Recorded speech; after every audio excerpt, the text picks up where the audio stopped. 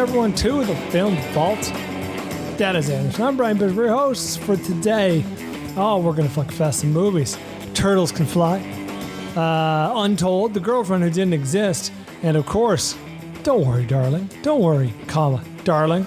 Will be flickfest by us. It's been seen by us. Anderson squeezed it in last night. Did you make it to the movie on time? Yeah. Plenty of time. It was a non-issue. However, the theater I was at, for whatever reason, was catering to the hard of hearing. Oh, no. How do you know that? The subtitles. Oh, yes. That's right. They're running those now. They're running movies with subtitles, like one per day. Running them? Yeah, like my AMC at Century City will have one showing per day where it's like, oh, on-screen subtitles. And it's like, I don't want that. Interesting. I would hazard a guess that no one in there needed that. I would hazard a guess. Now, have you seen the phenomenon that like millennials and young people are Gen Z, I suppose, are watching movies with subtitles on? That's like a new phenomenon. I wouldn't be surprised if it's influenced by how people consume Instagram and TikTok, yes, where it's videos yep. without any audio, where you just watch it and it's just captioned. Yeah, you just watch. So they go in and they have like earphone canceling, sound canceling earphones, and they're listening to something else. Or maybe they're listening to a podcast while they're reading. 3.5 times. New meanings to add to reading a movie. Listen, we're going to talk quite a bit about Don't Worry, Darling, once we get there. But I can tell you that as far as the subtitles onto the don't try and steal my thing. As far as the subtitles thing, it was a real struggle back and forth. But ultimately, I think that it actually.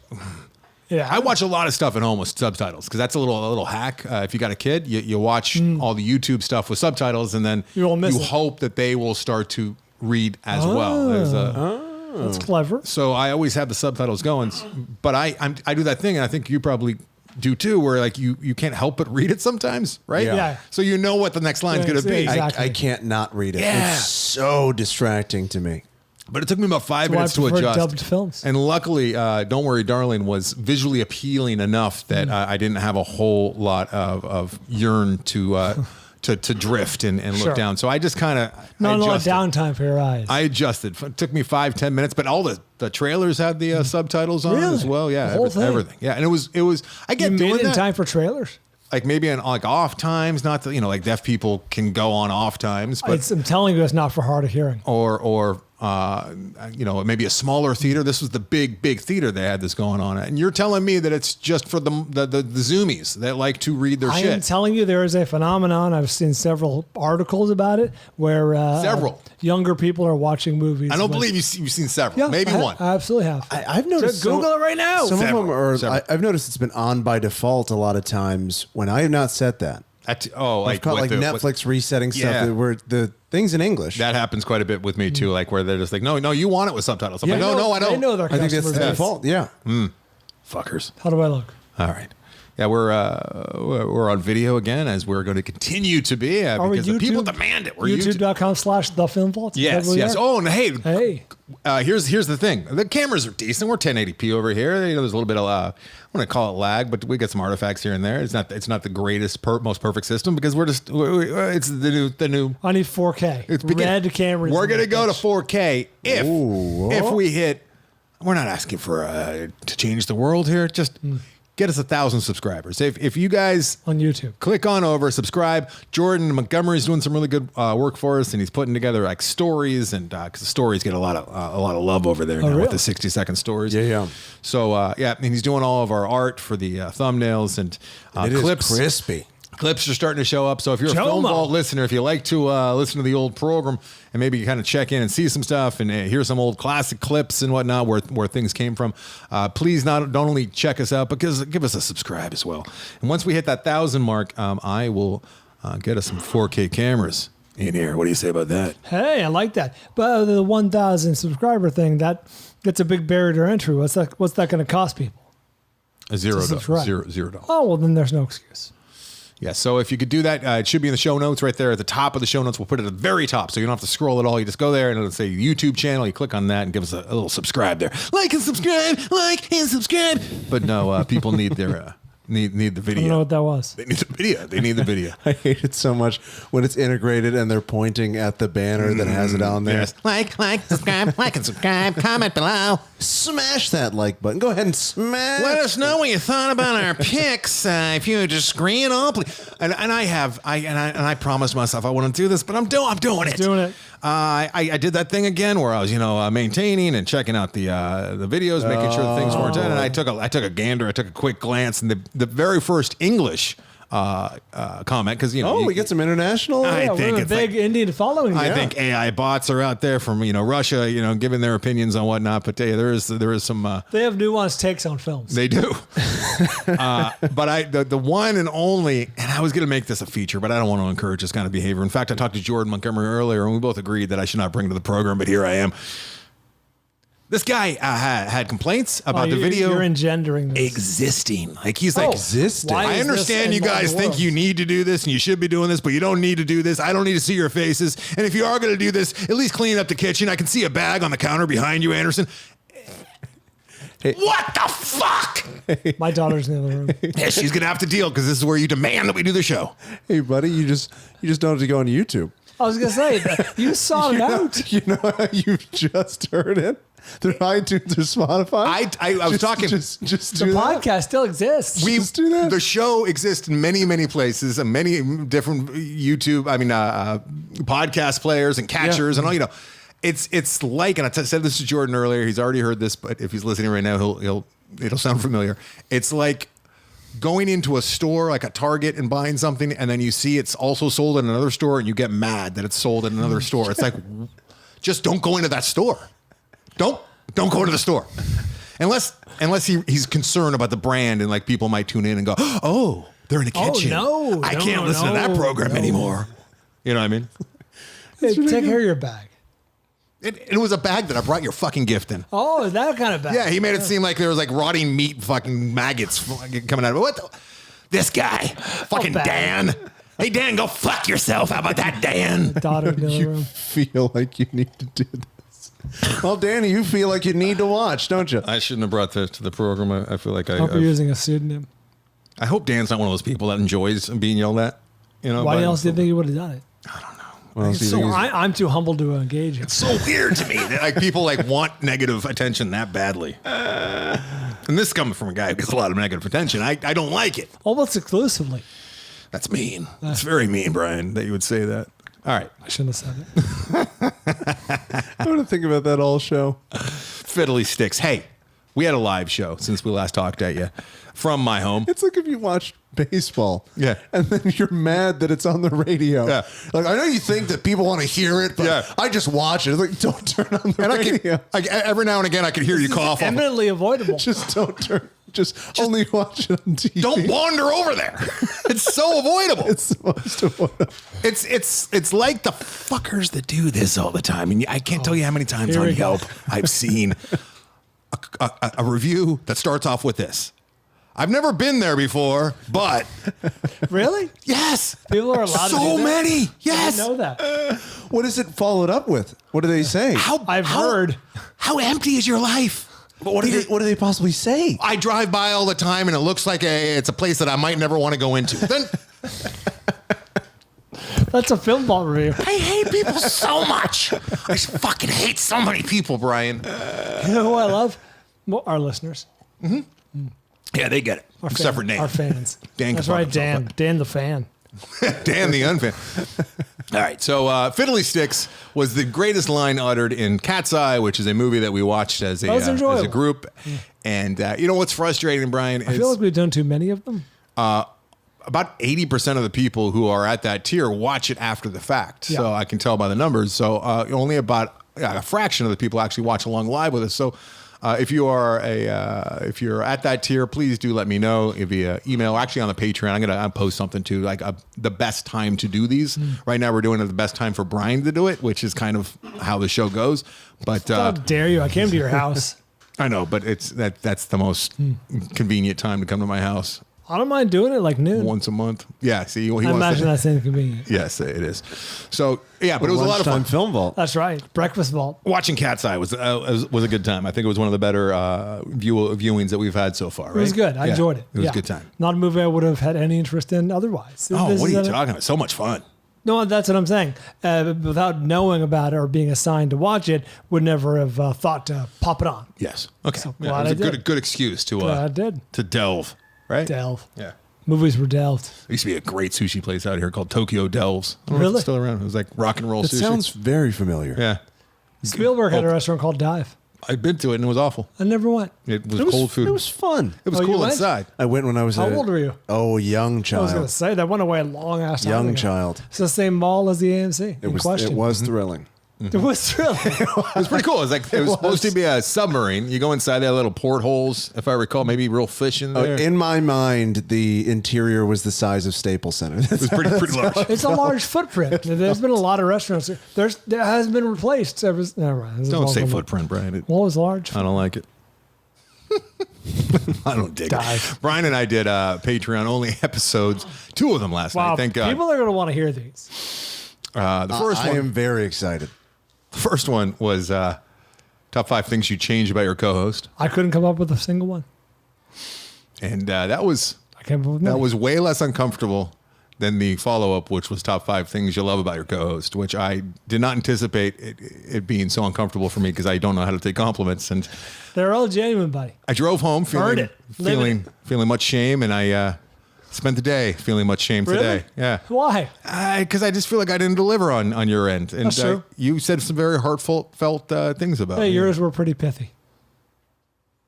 But that's the dynamic of us. It's the best I could come I'm up very similar. I've said many times it would be easier to compliment me out of a room than insult me out of a room. with. Yes. I'll sit here Anderson and tries take to do abuse, but the compliment, I'm like, I don't know what to say after a comment. I just sit there, and then the pregnant pause makes it more uncomfortable. There was I a don't know lot what of silence. yeah, my skin is trying to fall off. Just, It's enjoyable. People are going to like those. They'll air at the end of this month. Well, maybe. And then I think I might already. push the other one to Thanksgiving. I don't know. I think that'll be what we like. I think people want the follow-up. You don't know what people want, and if you did, you give it to them, and you don't. They do I want to see literally us just brought it up. They want to see us on YouTube, that's for sure. Well, I'm prepared to talk to Dan. I feel like that bag should be there. I forgot to bring it. I should put it. I should make sure it's You there. should just do like what Shia did, where he sat with the bag over his head. Yeah, And people come My in. buddy went to that. My buddy actually stood in line and stood in the room with Shia LaBeouf when he did that. And the bag on his head said, "I am not an artist." That's what it said. That's good. Cool. All right. I don't know if that was before or after he was shooting stray dogs, allegedly. Your friend? No, Shia LaBeouf. All right, beef. I thought a lot about Shia LaBeouf while watching a little movie that we're going to hear about right now from the listeners. Oh, of yeah. Fanfiction. I'd like to hear what the listeners have seen. He was axed, wasn't he? He no. Safe, he left safe. on his own accord, according to him. No. We'll do little fan fliction brought to you by the Mitch Burns. I imagine this is called Fartagnian on Twitter. I like it. Don't worry, darling was beautifully shot.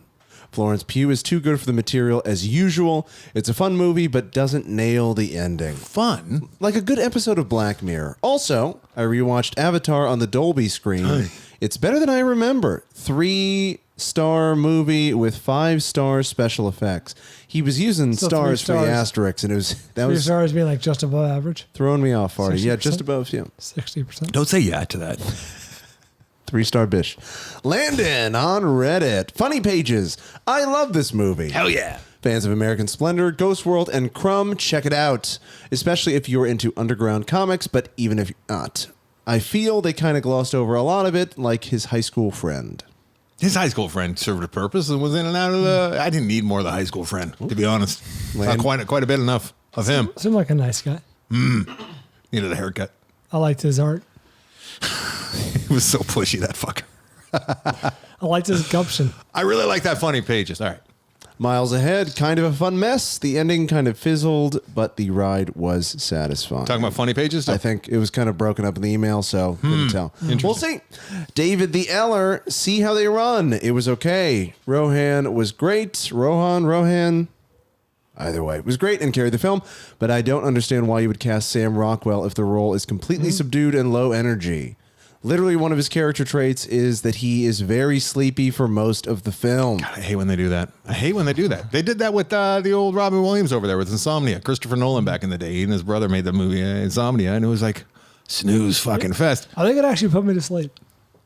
It's good, Bryan. No, I'm 100% serious. Like the movie was so themed around the idea of being extremely sleepy and like days going on forever. I was like, this is tough to watch. Ultimate stunt casting. We'll get Robin Williams to act sleepy for 2 hours. Hilarious. Mitch Burns.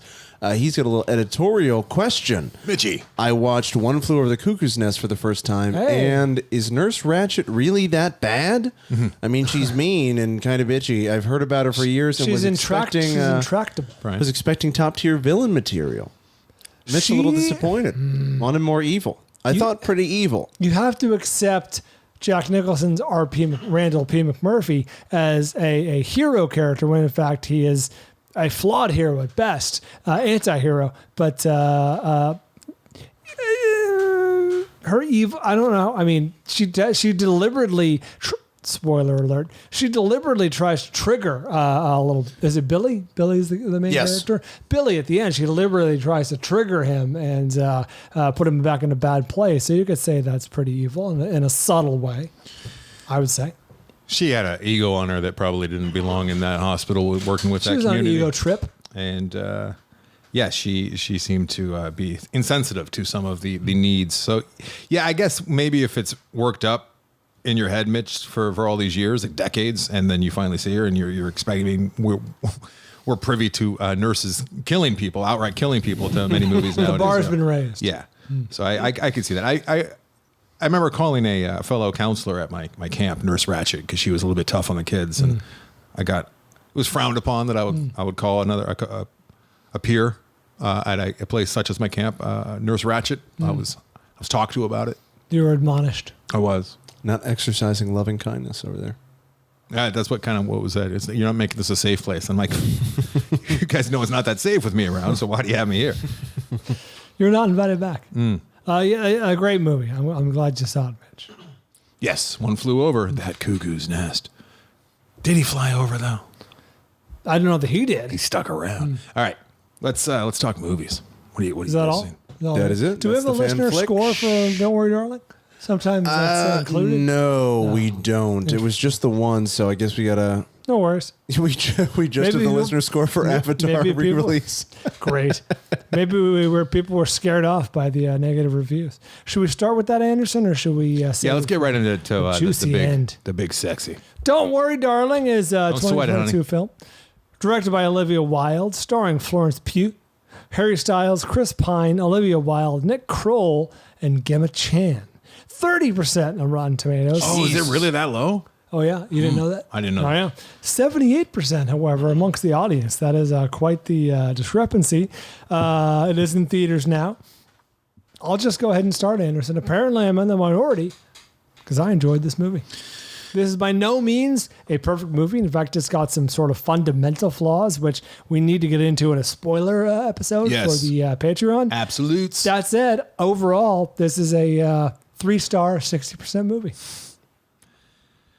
Okay. I also think that it's a 3-star movie, but this is one of those rare movies where it's 3 stars to me, which is, average, but it's taken away stars. You know what I mean? So it's, sure. Didn't like that. Taking away half a star. Yeah. Yeah. So I mean, I think through much of it was upwards of 4 stars. So it's like one of those losses where you didn't get beaten. They just gave it away. Snatched Sloppy defeat from the defense. jaws of victory. Yeah. Should have won. That said, we both think the movie Foolish plays. Yeah. pretty good. It was. I think the strongest thing beyond. Florence. Florence is just in a different league, and when she's up against Harry Styles, it's just not fair. Like it's not fair to him. Yeah. It's not fair to me as a viewer.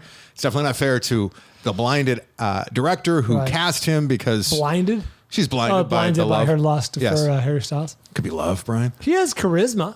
I wouldn't say he's a fantastic actor. He needed to be a particular type of person in this, and he could not pull that off. Yeah.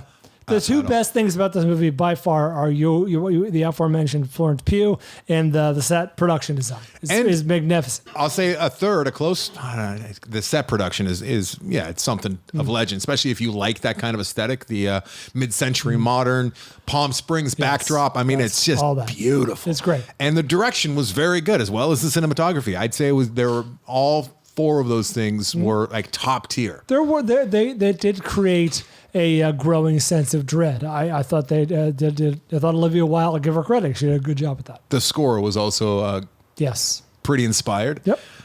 And beyond that, it's one of those frustrating movies where it could have been really, really good. And it's kind of shocking that they didn't fix this movie. And this is a movie that could have easily been fixed, not in post, but with the script, which apparently was a great script. And I've heard the ending was changed. I read that. Yeah, I've heard tell that her own person was brought in to fix or change the rewrite. Yeah, because I guess it was on like the blacklist for a while. It was apparently a very well received script. I thought Chris Pine was good. Chris Pine was good, but he was uneven. Like the stuff that was shot at the Cicada Club. Some of the stuff at the end where he was meant to be menacing wasn't quite as. I liked the slow burn. I got a sense that he didn't really know the character. He didn't quite get it, and that's on the director. And I don't want to like lean into Olivia Wilde. This was her second movie, and she showed a lot of things that were really good. I think that maybe nepotism is hurting her more than anything else by casting her boyfriend and bringing friends in to help rewrite it. I think they became something on the set. I don't purport to. You watch TMZ. I don't know anything about this shit, but it could be. I thought that she brought him in, but maybe I don't know. I will say in Harry Styles' defense, he is charismatic and he has a nice screen presence. That said, I think he was a little overmatched here. He was absolutely, and you know what? Most actors are going to be overmatched with Florence Pugh. I mean, she's just fucking remarkable. That girl's just the looks on her face. I mean, it's the stuff that she carries the movie. She's not even like, and going back to Midsommar, which is the first time I ever saw her, and I'm like, oh my God, who is this woman? It's that time that she's on the phone and she's barely even talking, and she's just emitting so much emotion. And she does it in this movie too, where like she's having a conversation, they walk away, and she's just left there, and like that's the shit. This is the second movie she's been in, counting Midsommar, where she witnesses someone falling from a great height. Mm-hmm. Yeah, but it wasn't quite as ghastly as Midsommar. Didn't go well. This is a movie that I was fixing in my head as I'm watching the end, and I was like, oh no, and why not this? And what? And really? It's in a way, in structure, not in execution. In structure, it's similar to Sunshine, where you're like, this is shaping up pretty good. It's like, oh no, that. No, Sunshine was the entire last act, and I liked a lot. That's what I mean. I don't think the whole last act was a problem. It was like if ever a movie needed a denouement, like this is it. Like I needed more. Oh, Castaway, another example. Like I needed to see him trying to in Castaway. I needed to see Tom Hanks try to assimilate back into normal life, at least for a moment. Even if you give me one of those horrible montages of what was happening, they did it well in Room. Room was a movie they did really well in because the first two acts are them trying to and or escaping from the room. And then in the third act, it's like, now what? Yeah, and that was a really important part. In the book, it was really good. I ended up reading Room. Not The Room, but Room. Did I say The Room? Maybe. I don't know. Everyone does. Room. But this one definitely needed... And they do that cheesy thing where it's a cop-out to an extent where... And I don't have any examples right off the top of my head where we'll talk more about this in the spoilers too, but they show you things that didn't add up because they weren't showing the audience throughout the first 2 or 3 acts throughout most of the movie so that it was a mystery and you could still continue to like wonder what's going on. Right. But then once the reveal occurs, then they go back and they show you things that were happening that you weren't privy to in the, which is kind of a cop out. And they do like a montage where you see, and I feel like Christopher Nolan has done that a few times. I didn't think that was a problem. But no, they didn't do it. I would have even accepted that. They barely did it. But they didn't follow through. Okay. You know what I mean? I guess so. I mean, that was the beginning of the end for me, so to speak. Like that's where I was like, no, not this. You know, I think the main problem was very much like Sunshine, where as soon as there is a reveal twist, whatever you want to call it, that sets up the third act. Sunshine became like a different movie, though. Sunshine was like horror. It became a vampire movie. True. Anyway, we'll get into the spoiler talk for those of you who are Patreon subscribers. Check that; it'll be in your feed probably now.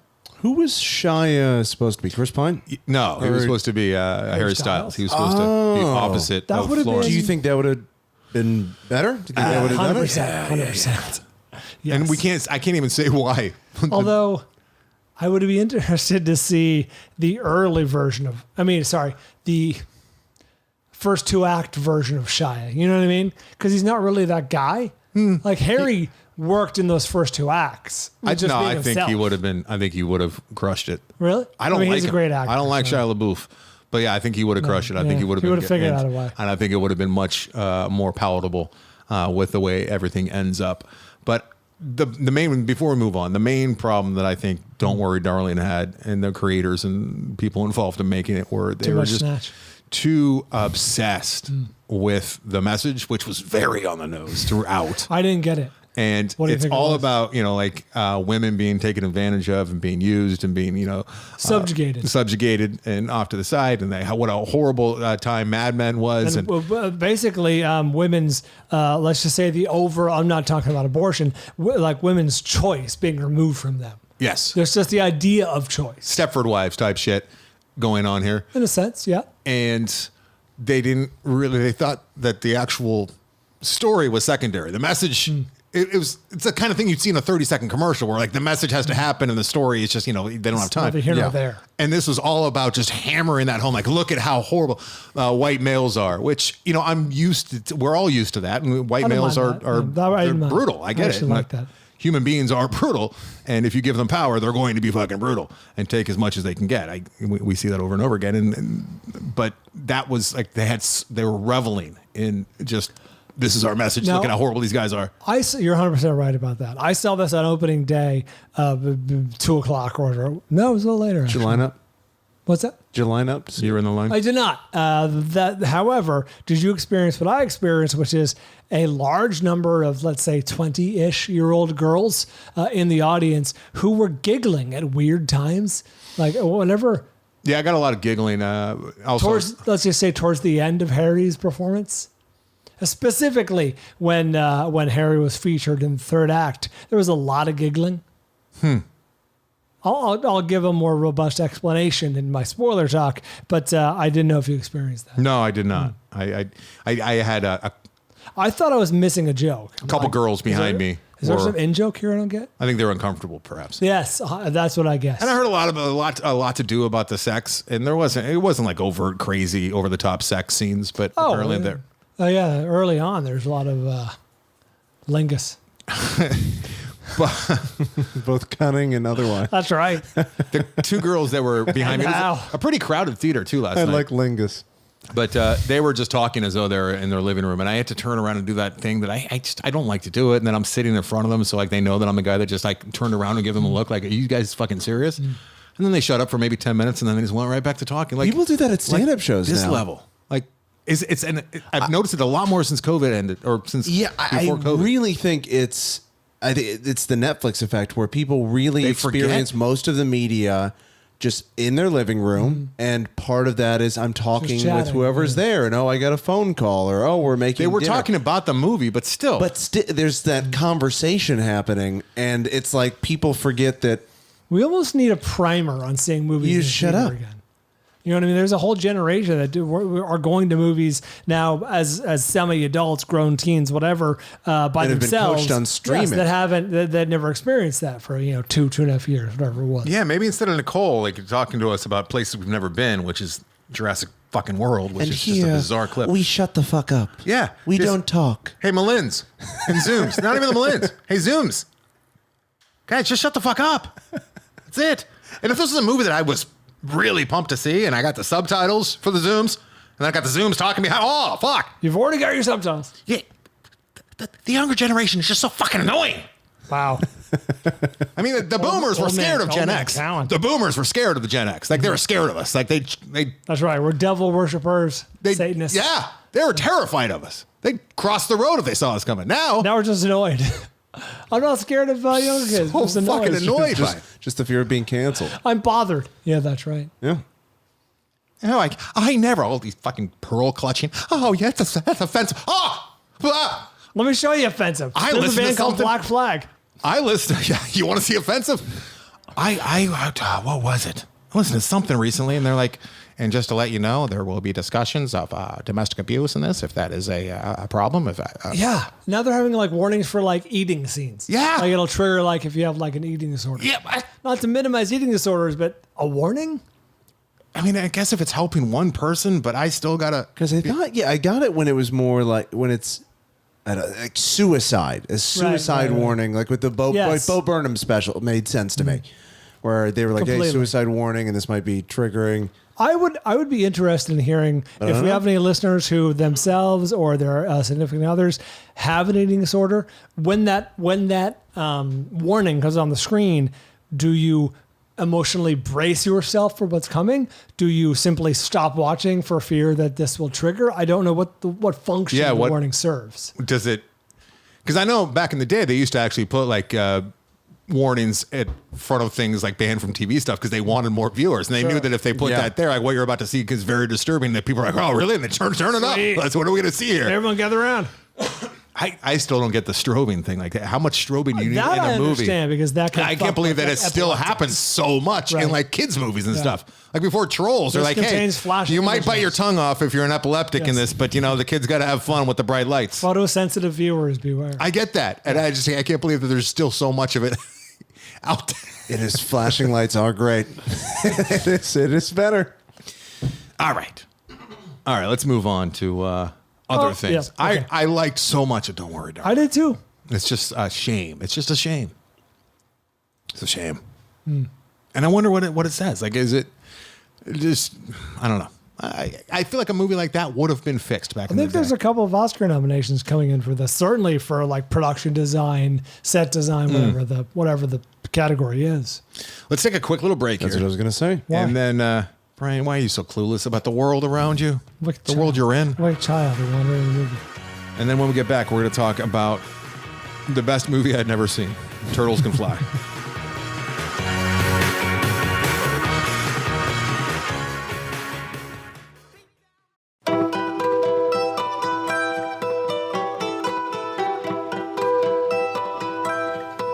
Welcome back. What do you want to do next? What do you want to talk about? Who assigned us Turtles Can Fly? This was an assignment that is. I talked to Byron earlier today, and I thanked him for just bringing the heat once again. Byron has brought us. Sorry, my computer. Klosterman or Klosterman? I should have asked him that. I think it's Klosterman. I'm going to go Klosterman. I'm going to go with Klosterman. My notes aren't coming up, but he's assigned us other very worthy movies, and I always think that it was The Incident, but that was David Gulick. I give him credit for The Incident, which is not the case. So my computer is not doing well with these goddamn. You don't have the list, I don't think. I do. All right, he brought us The Guilty, the 2018 Danish film, which was remade with the old Jake Gyllenhaal over there, and then he gave us The Tribe.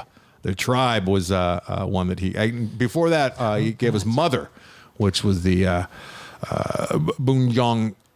I'm fucking up his name. What's his name? Bong Joon-ho. Bong Joon-ho. Thank you. God, I get nervous like people do on Fox News with the LGBT, and then they kind of trail off. I do that with the Bong Joon. I just did it again. What's his name? Bong Joon-ho. Yeah. Brian, don't act like it's just fucking rolls right off your tongue. Bong Joon-ho. So he started with Mother, which was a good one. Remember that when she had the special needs kid who was a little bit off? Yes, the Asian woman. Then he gave us the Guilty, the original The Guilty, about the guy in the 911 call center. The dispatcher. Very good. Good. And then he gave us The Tribe. What was The Tribe? Oh, what is The Tribe? Was that Brian? the deaf ones? Yes. Yeah, the deaf ones. Holy fuck, that movie. And just when you thought it couldn't get any more... These are exclusively foreign films. Yeah, he got really... I was talking to Byron today, and he said he went through a period where he's really looking for things that would rock his world and change his world, and he says he started just doing a lot of foreign films. I started reading the Tarantino version, the book version of Once Upon a Time in Hollywood. Yep. Now with the part where Cliff is talking about how he loves foreign films. Mm-hmm. Oh, it's good. It's so good. It's a great book. It's a great book. I listened to it the whole thing. It's so much better than I thought it would be. It's such a different vibe, too. It's Cliff great. is a completely different character in there. He's a much darker, seedier character than he comes off in this. I don't know how far along you are. I'm not very far, but I'm Cliff. excited. I'm excited. Cliff. You wouldn't want to hang with Cliff, I don't think, after reading the book, Once Upon a Time in Hollywood. Like, I want to hang with him after seeing the movie. Yeah. The You want book. to hang with Brad Pitt. You don't want to hang with Cliff. Well put. All right. So, yeah, the here we go. Turtles Can Fly, 2004 film written and directed by Baman Gobadi. 88% of Rotten Tomatoes. You can rent this, or if you're lucky enough to stream AMC, it's streaming on AMC if you're a subscriber. This played at Sundance in 2005. It won the Special Jury Prize at the Chicago International Film Festival in 2004. That's how Byron found it. He follows Roger Ebert, and it was 4 out of 4 stars for Roger Ebert, who was smart enough not to go with 5 stars, because then you get all fucked up with your co-host thinking that 3 stars is above average. 2 stars is I guess, perfectly average there. No, it would not. It would not be. 2 out of 4. It would not be. 50%. It would not be. I don't understand how you get anything. I guess it could be. Turtles Can Fly, Anderson. What did you think? It's an Iraqi Iranian film. It's a co-production, as far as I could tell. Yeah. So it's what do they call it? It's an Iraq-Iran joint production, is what they put on the screen there. It's like a Spike Lee joint. And my first note that I wrote after seeing the movie is just, my God. I wrote down, my God, one of the bleakest films I've ever seen. I will challenge you on that. I don't Really? say, yeah, because Satellite brought so much to the screen. He chewed the scenery. That kid was a real good, like a passenger proxy for the audience, I think. So here's the story. It's 2003, 2004. It would have been like 2003, I think. Iraqi-Turkish border. There's all sorts of refugee kids in this war-torn part of the world. And It's pre-war torn. but the war's been going on. Yeah, there's wars all the time. And there's already American mines that are just littering the minefields, littering the landscape. And this kid Satellite, who's probably, 15, 16 years old, he has technical know-how, and Yes, he knows a has little bit. compassion for his fellow children, the other refugees in this. Does he, though? Yeah. They're kind of his slaves. I took it as like he wants to keep them busy and he wants to help them survive because no one else is doing that for them. So he's teaching the fishermen to fish. He's teaching the kids to fish rather than just handing them things. And the only type of work you can get is sweeping mines. But at no time does any of the kids break out on their own. Like, he's like, you work for me. How dare you work for the other person? I don't recall it. At one point, he's like furious that like someone's working with the armless boy. No, he didn't mind that so much. I didn't Mind? think. He didn't mind that. So there was one section of this movie that Bryan alluded to with the armless kid. So how do you even talk about this? So yeah, you got the refugee kids, and you got this kid Satellite who knows how to connect satellite dishes literally to TVs to let the older generation see Fox News, and he understands enough English to be able to tell them about current events and when the war might be coming. So he serves a purpose in this village to not only the children, but he can get money and survive. He's the middleman of a lot of information, a lot of avenues. Yes, he's an enterpriser, right? And and I get what you're saying about Satellite brings sort of breath of fresh air. You know what, Bryan? You're totally misreading Satellite, and without giving things away, because I highly, highly recommend this movie. Really? There's a scene with a child in a minefield, and he risks everything to help this kid. And there's no hesitation, none. And the other kids love Satellite so much, they're like saying, "Let me do it, Satellite. I don't want you doing that." And I mean, if that doesn't tell you about his character right there, if you're thinking that he's just slaving out these kids, for lack of a better term, I mean, you're just wrong. I didn't see it that way. I think that's part of his character growth, because early in the film, he is undoubtedly slaving out these kids. On the other hand, he comes around the people who that child, that young 2-year-old or 1.5-year-old is tied to, are sort of the characters who get him to sort of examine his life. Perhaps. Well, that's maybe the I'd have growth to of watch the it character. again. I didn't quite get that. So yeah. So did you watch this movie? If you saw Land of Mine, I watched it. Believe me, I watched it. But it's very fast and furious dialogue too. So I had to rewind a couple times. Nearly every line of dialogue in this movie is shouted. Yeah, there's a lot of shouting, a lot of fast talking, a lot of quick subtitles coming your way. He really undresses his teacher at one point when his teacher is mad at him for bringing guns to the field school. Let me see if I can just call it up here. But I think I still have access to it. I'll just start playing at a random point, and we'll see how much yelling there is. We're not going to be able to hear it, Brent. I'm going to put my mic there. So, yeah, so Satellite is helping these kids the way I see it. And then this brother-sister who have a little toddler with them. And the brother-sister are probably 12, maybe 13 years old. At times, the little girl looks like she's 7 or 8. She comes across as very young. And then at times she looks 12. And then there's some where she's seen so much. It looks like she's an old soul. Yeah, she looks like she's like maybe early 20s, right? It's hard to tell with this girl, but I think she's probably 12. And she's got a brother who doesn't have arms, and he really doesn't have the arms. And they got a little toddler with them, which we're not really sure at first what that toddler, how they're related. And the toddler is also got some bad shit going on, probably 2 years old and for real, like blind, like eyes are all over the place, right? And this is beautifully shot, and it's not like all like documentary style, like herky jerky camera, right? Like this movie is well shot. Like you got your footing when you're watching this thing. It's not like dirty like a movie. You know what I mean? Like it's not shot in a way that it's you feel exceptionally dirty. What you're seeing on screen, but what I'm saying is the camera actual operations are nice. There's a lot of stuff that's locked down. Are you hearing what I'm saying? Because I feel like what we're describing is war-torn movie making, and that's not what it is. You're obsessed with just trying to show that people shout in the movie, and you're not helping me at all here, which is very frustrating. This is the dialogue. This is a random scene. Okay, yeah. But it's adding so much to the show. It really is. It's making my point, Avery. There is a lot of yelling because a lot of things are dire and happening quickly. So now let's get back to the part where this is one of the bleakest films I've ever seen. It starts off bleak and somehow gets bleaker. it is bleak. It's depressing. It's eye-opening. The color palette is tan and gray. Green. There's a lot of green. There's a little bit of green, mostly mud. Everything is muddy. There's constant crying. Everyone is crying at all times. No, that's not true at all. That's not true. You're not selling this movie, and so many people are going to love this movie as much as I. There's thunder at all times. The storm. It's a metaphor, by the way. I don't know if you picked up on that. No, I didn't. Why is it called Satellite? There's a gathering. Weird. There's a gathering storm. Okay. So about to hit. It's calm before the storm. That's right. If it's so calm, Brian, why are they yelling? Why are they yelling? It's not calm at all. So your metaphor doesn't hold up at all. No, the approaching storm is the metaphor. The calm was that you said that. Look, this is a movie, not since, I think you assigned me Charlie, the movie that was based on Flowers for Algernon that I absolutely love. Not since that movie have I been so upset for not having seen a movie earlier. Really? I fucking love this movie. So they're using all actual refugees in this movie, and from where I'm sitting, they were remarkable actors. I did wonder how amateur the actors were, because I guessed that they had never acted professionally. They hadn't. Yeah. So I'm glad to learn that I was. This movie's like lightning in a bottle. It's amazing. It's right time, right place. You're absolutely right. This movie couldn't have been made a year earlier or a year later. Like, you know what I mean? This was a perfect time to make this.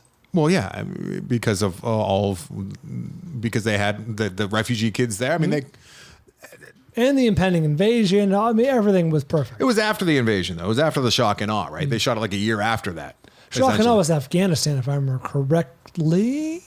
No, I think it was 2003. I know what I'm saying. It was Afghanistan. It wasn't Iraq. Pretty sure it was Iraq with the shock and awe, and it was President Bush. Was it both?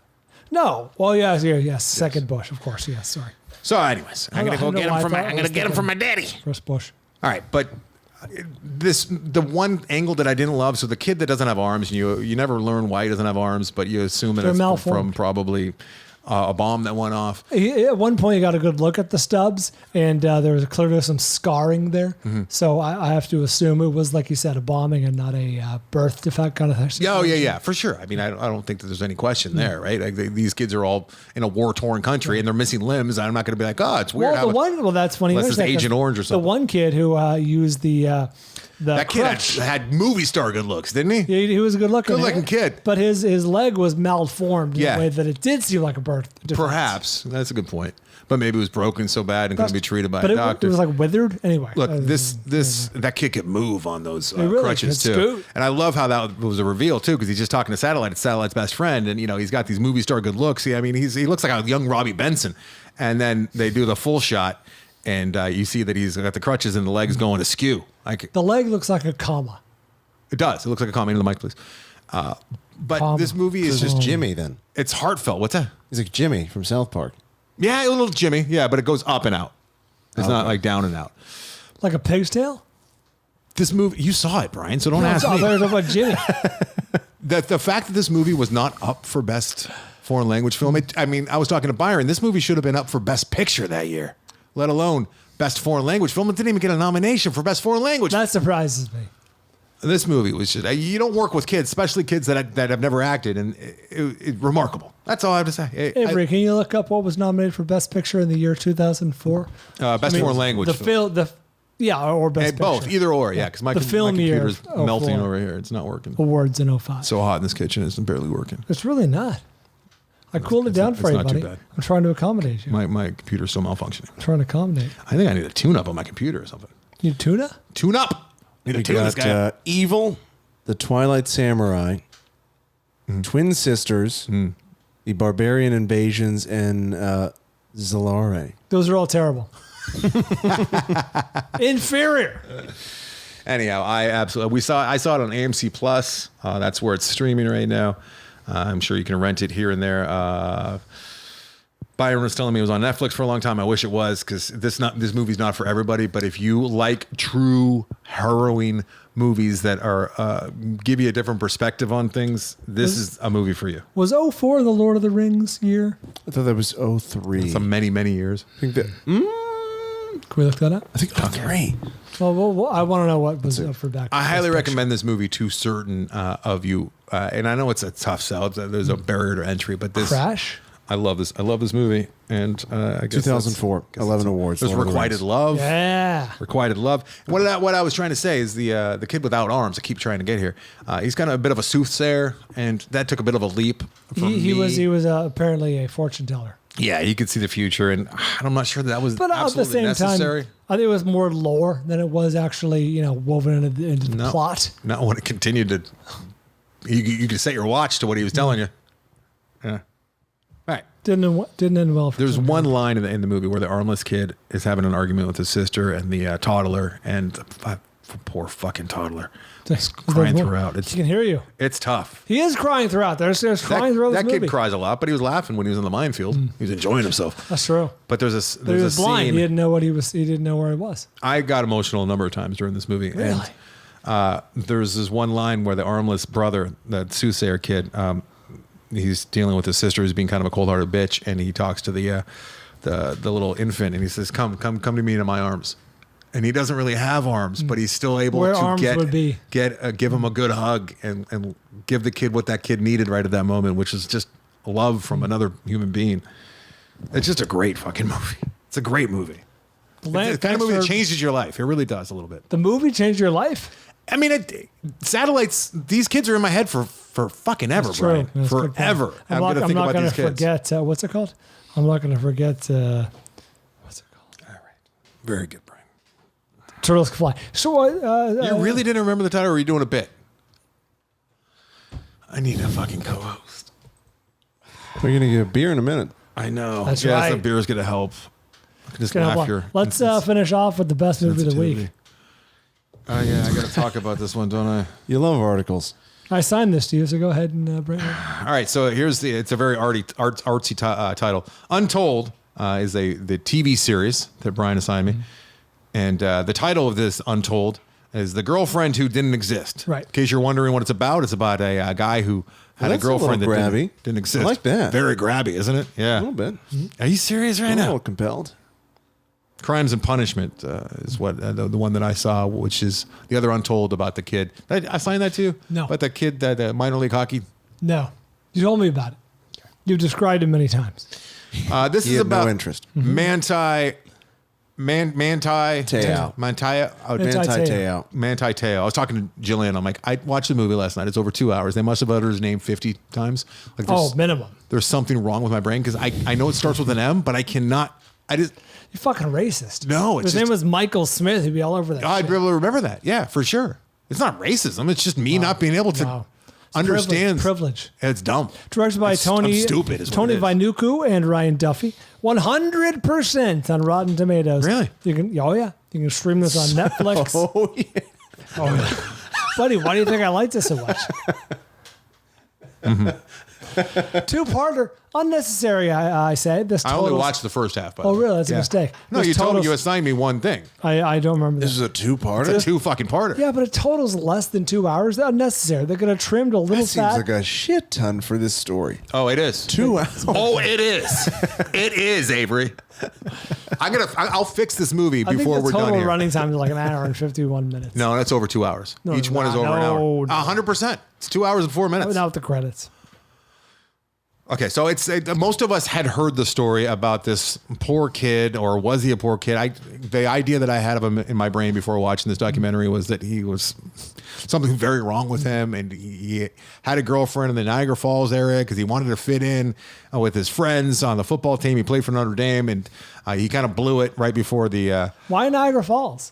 It's a reference from Breakfast Club. Ah, nice. And he right before the draft, he fucked up by lying and saying that his girlfriend died on the same day that his grandma died. He was trying to just get attention. And that was your perception of the because events. I didn't know. Now It's fine. I see the movie, and you probably do more as much as most people.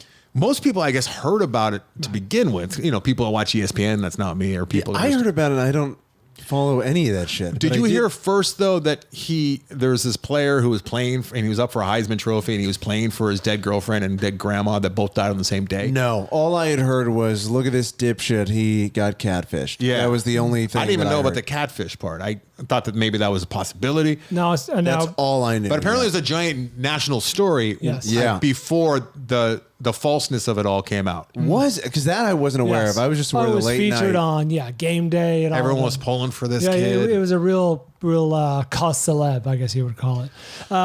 So everyone knows, I think I'm a big USC football fan. So of course Notre Dame being their main rival, I'm up Part of on the reason why you like this a lot. I'm up on what Notre Dame is up to and what they're doing, and of course having a great season. They're undefeated. I got a defensive player up for the Heisman Trophy, first ever all defensive player to be up for the finalist for the Heisman Trophy. It's a big story, and then of course the running thing where his girlfriend died, his grandma died, and he was playing, and then the story starts to break that this girlfriend does not exist. Mm-hmm. And then they got into all the angles in the movie, Anderson. The ones that emerged early is this kid like in on it? Is he in on it? Is he possibly gay? And then he went on the talk show. It wasn't Ellen. It was someone else. It was who was the talk show? He went on. Alan. No, Ellen. He Ellen. went on a talk show, and they were like, 100% not go far from it. I like me some Bush. yeah, that was a very poor. I guess Bush could be a. That was a very poor soundbite that made the rounds Didn't at age the well. time. Yeah, because the question was, and they asked him, it was very serious and somber. Are you gay? And he's like, no, far from it, far from it. Mm-hmm. And it just came off as like very judgy and very tone deaf situation. This kid's a Mormon. He's the oldest of like seven. There's a lot of seven angles kids. going on here. He's a Mormon. He's from Hawaii. What? He's a Hawaiian Mormon. Yeah, There's a very huge Mormon I population. know, out which is there. odd. Yeah. Ultimately, he's a victim for being gullible and for being Exceptionally kind of sad. gullible. And I probably scared of girls because to allow yourself to get this deeply rooted in a long distance. But it was a different time too. It was 2003, 2004, 2008. I think it was 07. No, it was like 2010. It was right before the movie Catfish came out, which none of us had Right. heard of Catfish before Yeah. that movie came This out. was Really, an emerging thing. Yes. well, Catfish actually defined it. There was no such thing as the You're term right. catfish until the movie, and they're the ones who coined the phrase. The movie. What's his name? Nev Patel. Look at him. Neve? Is it Neve? Neve Patel? We had him on Loveline. He was a fine fella, a really nice kid, that Neve. But yeah, it was kind of unheard of. So I give him a pass there. But here's the thing with the movie. Is he a dumb guy? The he nice wasn't way to in Notre say it is Dame. exceptionally trusting and gullible. Okay. Exceptionally. I mean, I think he's a little. Is simple bad to say? I mean, Yeah, no, he's probably average. He's probably like a 100 IQ guy. Maybe a little less. Here's the thing. He was never like one of those idiot jocks who got passed through all of. Like I imagine he's book smart. He has the ability to memorize things. I'm sure, yeah. He was the middle linebacker. He's just not worldly. simple is a good way to put it. Anderson. Really but that seems like a pejorative, and it's not in his. He's a good guy. He's the kind of guy you'd want as a friend. He's an uncomplicated fellow. He's very earnest in everything. You don't. Everything he talks about is very serious, and he's a people pleaser. And like his parents say with pride early on, like just from the time this kid was born, everything he would say is yes sir, or no sir, or no ma'am, and yes. Like, he didn't think for himself a lot. He would have made an excellent soldier. Like a soldier. Yes. Yeah. So there's this story that excellent following order got catfished, and this is a talking head documentary, and we have all sorts of talking heads. We have his parents, we have him, we have like the head of recruitment or something at Notre Dame. I'm not sure. The athletics director. Who is that? The who guy is they the kept going back to. I was actually shocked they got the AD to sit down for that. Extensive director. Yeah. I'm not, because it affected. Well, it was a scandal. I'm surprised. It was good that they had that angle. Yes, it was for interesting. Sure. Because it was a money thing. That was too, value. Really. And, what do you mean? I mean, it ultimately trying to get more. It was bad for Notre Dame, bad for business. Yes, the entire scandal. Oh my God, bad for the championship. The fallout was catastrophic. That said, we haven't even gotten to the most compelling part of this documentary. We'll save that for a fun reveal. Yeah, later on in the show. But it's early on the reveal. So, anyways, but early on in the documentary, they explained that he was. So here's the kind of guy he is. He was committed. We're talking about Manti. Soft commit to like USC. It was USC and Notre Dame, and he was going to go to USC. And I followed USC football very closely back then, so I was like, "Fuck yeah, this guy's amazing. He's supposed to be the best linebacker in the country. He's going to come to USC." You thought he was coming? Well, I was thrilled. I was thrilled, and then he tells a story that basically comes down to he passed some guy he sort of knew in the hallway who's like basically like, yeah, you should go to Notre Dame. And that changed his mind. Yeah, he prayed in class. He prayed in class. He believed it was God sending him a divine vision. Also, he said he wanted to be the only. He didn't want to like follow in what's his name's footsteps. I think he didn't want to be overshadowed by Seau and the guy that played for the Steelers over there. What's his fucking name? Polamalu. Yeah, Polamalu. He wanted to be the one. Sure. Why would you want to be part of that rich tradition? He wanted to be one of the first and only like Samoan to play for Notre Dame. They never had a Samoan. Okay. So I think that also played a lot into it. He said it was God talking to him. So initially in 2009, when this whole thing went down, I remember thinking like, fuck that guy. Like, I was pissed because he was going to be a great football player. By today's standards, what a fucking bullet dodge. Like, there's nothing the media loves, sports media, than a scandal involving USC, whether it's Reggie Bush or fucking Lane Kiffin or on and on. They can't get enough of USC fucking up the scholarship scandal. It's red meat. So can you imagine? Well, you can't. But can I imagine if Manti Te'o went to fucking USC and this all broke? Yeah. My God. Back then. God. That's another thing. They don't know if they really even talked about that in the documentary, but this is such a unique story because it could only have happened in this small little window. There's no way this happens today. No. People still get catfished today, but a guy of his pedigree in that stature. Yeah. That's funny you mentioned that. If I can jump in here. One thing they kind of alluded to, but my main question was, this was a huge story. They did it on like ESPN Game Day. They did it on it got massive news coverage. Him and the girlfriend who was sick, who died, blah, blah, blah. It was a broadcast to literally millions of people. No one back in Hawaii is watching their hero and be like, that's a girl from our school. Yeah, that is kind of surprising. That is exceptionally surprising. And especially because it's the hometown hero. The picture they used, that the catfisher used, was just a popular pretty girl at the school. At his school, yeah. Like he knew. Just some random chick who he knew. Yeah, but that is very surprising. So ultimately, this movie could have been easily 90 minutes. I was pissed because it was one of those typical Netflix movie. And the worst part for me, and maybe they just couldn't do it, was they didn't get he and his catfisher in the same room. So did they get the catfisher? The catfisher has almost equal time on screen for this documentary. The catfisher is the co-star. The catfisher is Lene, who has since transitioned. Lene is the girl he made up. But Renaya is the name of the person who went by Lene online, and it was him. It was before he transitioned. Which way was going? He was going by Lene. They became a girl. It's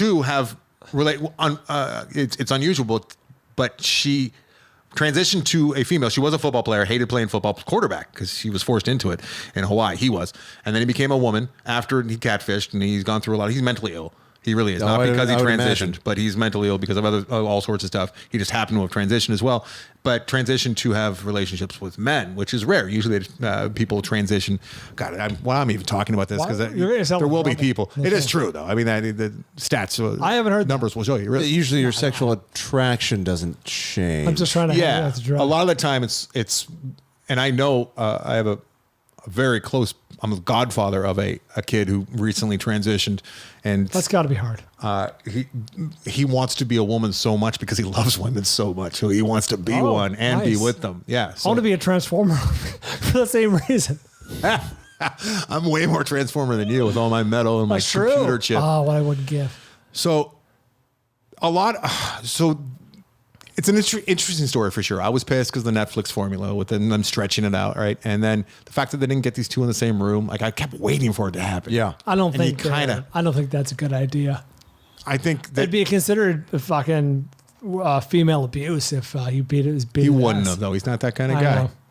The two of them. He seems like he's in a good place. He had said that he had forgiven. Seems like he's in a good did he go on to have a decent career? Is he still playing? So what did he ever play? He did. He played for the Chargers. He was marginal. Really? Well, look it up. He probably played for 3 years.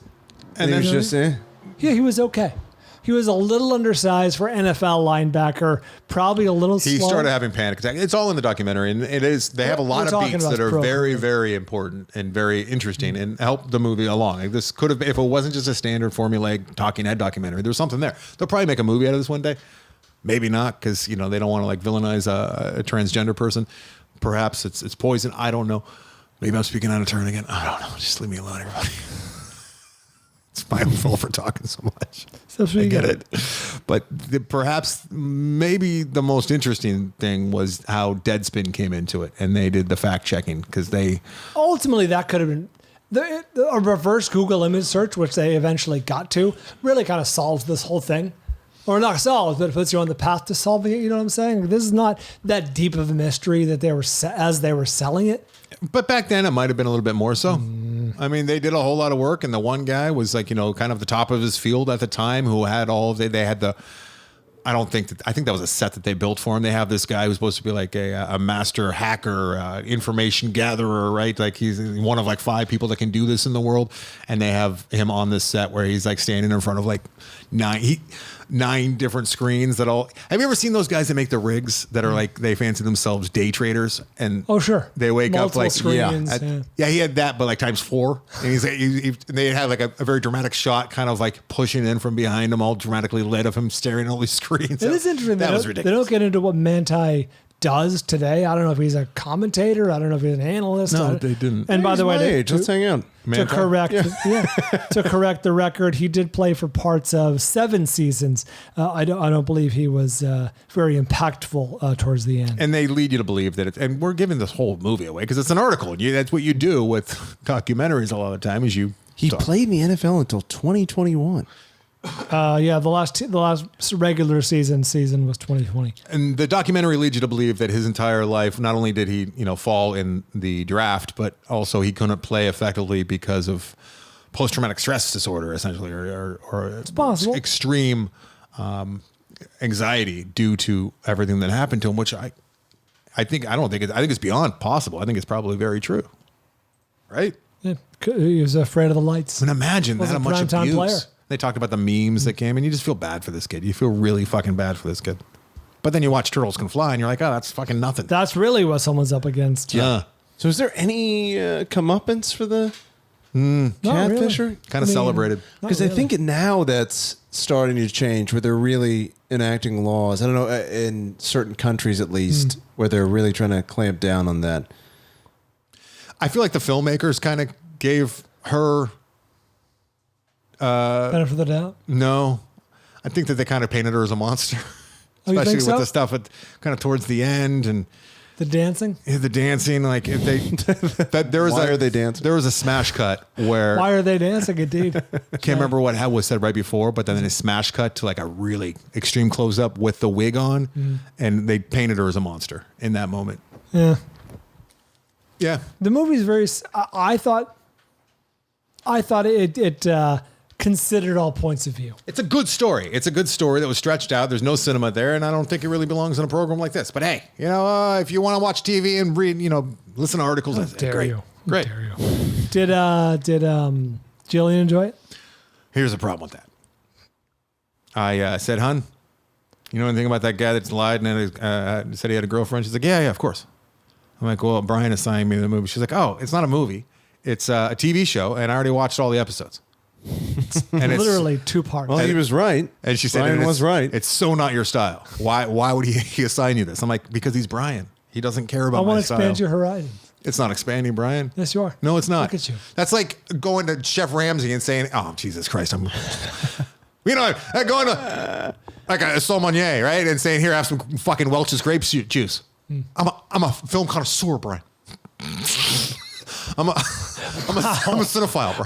He's a learned man. This is on the heels like Steely Dan sang so many years ago. This is the age of the expanding man. I'm not expanding back into myself, drinking Welch's over here. Can I hear some Steely Dan? Okay, Jesus Christ. You can expand my mind with many things that you like, such as music, which kind of did with the old Beatles having me listen to a Beatles album. You still throw those on ever? Every now and again. Little taste of the Beatles. Yeah, I don't. Yeah. I appreciate it. Hey, we're doing top 5, one of the biggest episodes of the year, top 5 fall winter preview. That's this right. week. See what's coming out in award season. I went ahead and watched trailers, which I rarely do, but I'm trying to change the way. I'm trying to expand. It's funny, Bryan. I watched fewer trailers. Look at us. My weakness was I watched too many. I know. Meeting in the middle. We're meeting in the apex. That's right. I wait for the billboards. That's The billboard. Avery's a billboard guy. But I listened to some Beatles today while watching a trailer for one of my picks. It involves an Eggman. I gotta know what it is. He's a walrus. Yeah. All right. Tell us too. I guess you didn't see the trailer. All right, let's get the fuck out of here. I did not see the trailer. I have no interest. Thank you again, Bryan Klosterman, for assigning us Turtles Can Fly. Byron. What did I say? Byron Klosterman. It's hard for me to say anything but Bryan. Thanks for assigning us Turtles Can Fly. Huge blind spot in our I'm pissed. Our oeuvre. Because that movie is powerful. I mean, there's no other way to say it. It's a fucking powerful movie.